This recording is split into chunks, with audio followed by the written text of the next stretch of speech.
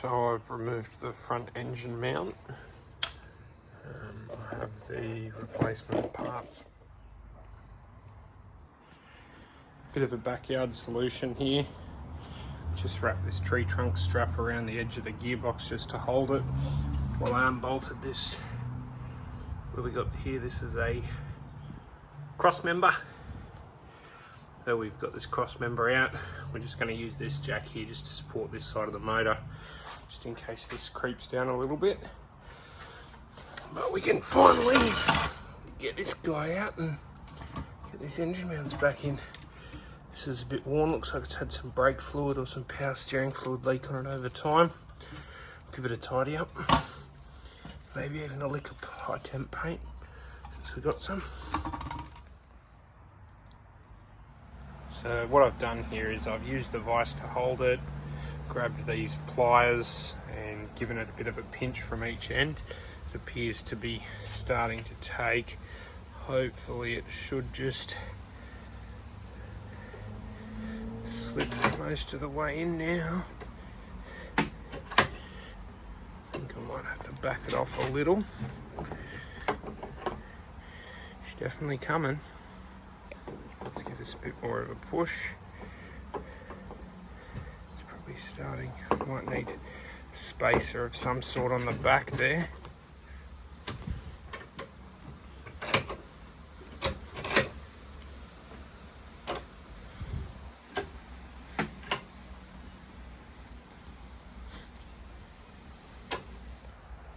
So I just used this spacer off the old hub, wound this in, and it appears to have pushed it the rest of the way through, I'm pretty sure. Just gotta fold those lips up. Pretty good. So that's the first one of this set in. I'll just push that sleeve through. It's nice and tight now. It was a bit loose before the mount was fitted. Might need to just push that through that last little bit. Now let's have a look at pressing this little fella. And we managed to get this one in hand just by creasing it and pushing it through.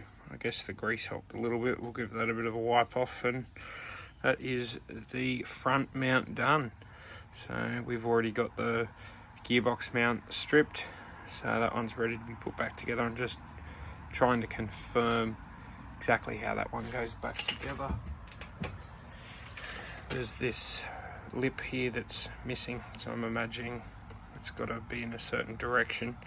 I think it's a part of where the old mount would connect, so I've got to have a bit of a closer look on that in the car before I press them in, because I do have a feeling once these are in, they're not going to turn. So maybe that wasn't the right way to be trying to heat that up and push that out. It just exploded.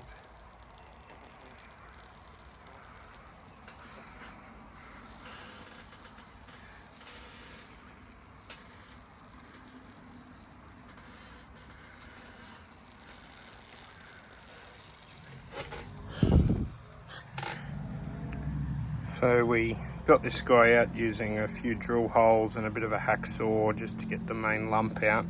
I was going to heat these up and melt them, but I didn't really want to burn this stuff in my backyard. So we've got that out. Then cut this slit down there, and if you have a look there, you can kind of see we've pried up that side, so it's starting to get a bit of movement there. So I feel like this is working. It took too many days to come up with a plan, but now that I've attacked it, it's not too bad. Let's see if I can get it out. So it does look like we're on the right track. For a second there I thought that I'd wrecked this, but it looks like there's an inner and an outer ring. So it's almost through now, a couple more taps, and we should be right with this one. So we've drilled out the chunk of the rubber, got the rest out with the hacksaw. Time to start our cut through the metal band.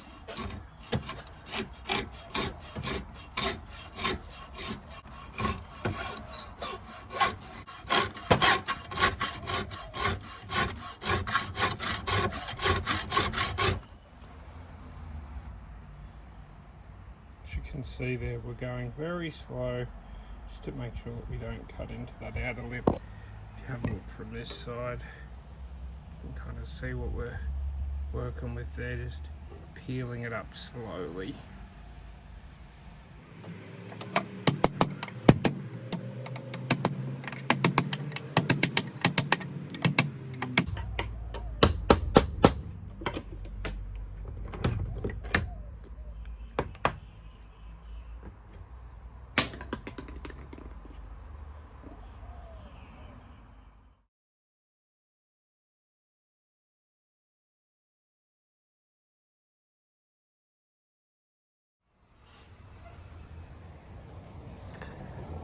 So we gave this a couple coats of primer, a couple coats of black.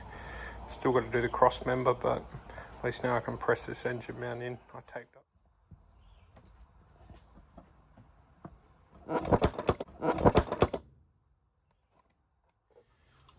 Alright, so we're going to use a few clamps here to see if we can press this little outer lip that's not quite squeezing through.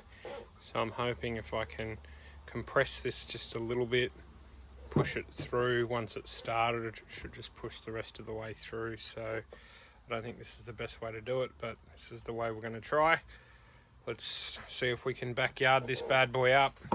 So I've just got a G clamp there, mount on the bottom, rubber mount or polyurethane, and then we've just got a timber block there so that we don't damage the rubber. Let's give it a go, see what happens. No, we've just pushed out the side again like we did last time. So.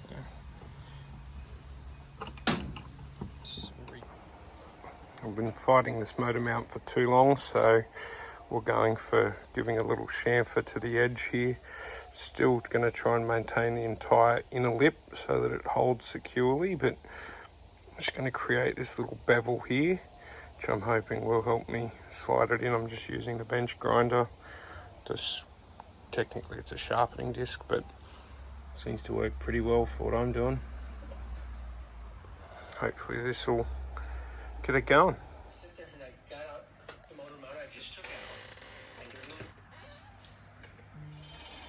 This is becoming pretty frustrating. Hopefully what I've done here will actually bring me the goods. I think it's gonna probably work. Let's give it a go. And with that little modification, it looks like we have a winner. She's sliding in now. Still took a bit of force, but after all that, could have just done this 3 days ago, or 3 nights ago.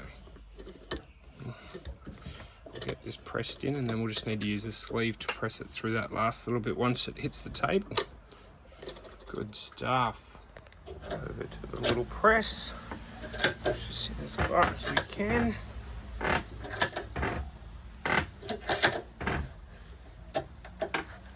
Which is probably about that, really. Let's get that out.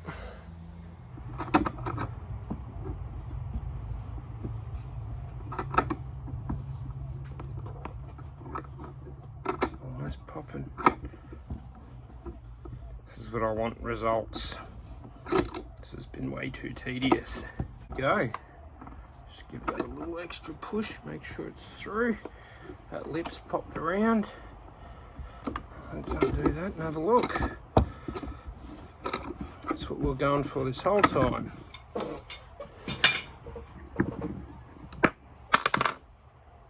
So you can see where I cut that lip. There's still a fair bit of meat there. Well, to finally have that done makes me really happy. So you can see where I've chamfered that edge there. Still a fair bit of lip there for it to catch. It's got a pretty strong hold still.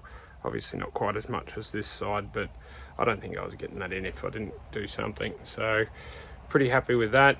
It's been 3 or 4 weeks since I posted a video. I've been hung up on a few things that I haven't really got that far. So this video is just a bit of a collective of all the bits and pieces that I've been doing over the last few weeks.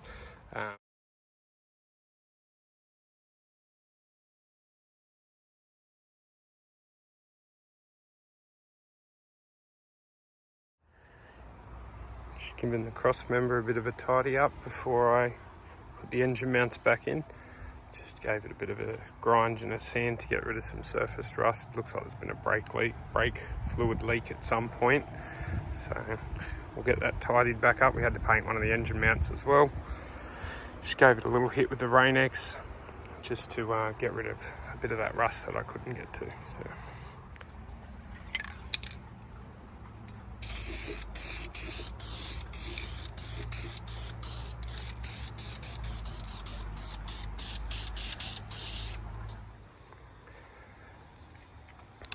Whacked a coat of VHT flame-proof primer on the cross member. Gave that a good tidy up, used some rust converter, gave it a good clean. Should look brand new, except for some scratches and dents. Put plenty more of them in it, I guess. Time to put this cross member and rear engine mount back in so we can get this off the stand and keep moving. Oh, I've just greased the sleeves on these engine mounts, as well as I just put some grease down where the contact surfaces for the mount will be to metal, just to create so that they won't tear.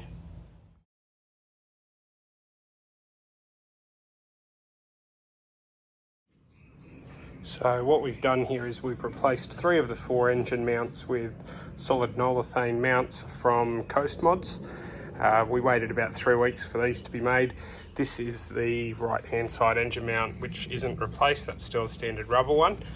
We may put this in the future, but I was given the tip that that'll make it a bit better to drive. So got the front one, the gearbox, and the rear one underneath done.